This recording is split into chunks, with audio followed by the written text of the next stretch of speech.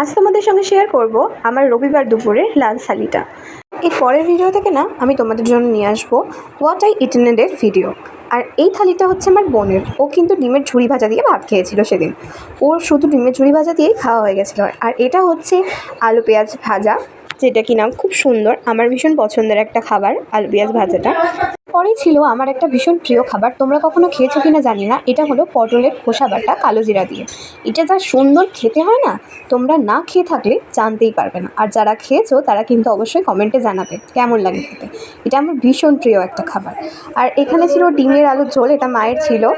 আমি ডিমের আলুর ঝোলের সেদ্ধ ডিম খেতে অতটা পছন্দ করি না, আর আমি এখন অমলেট দিয়ে ভাত খাচ্ছি।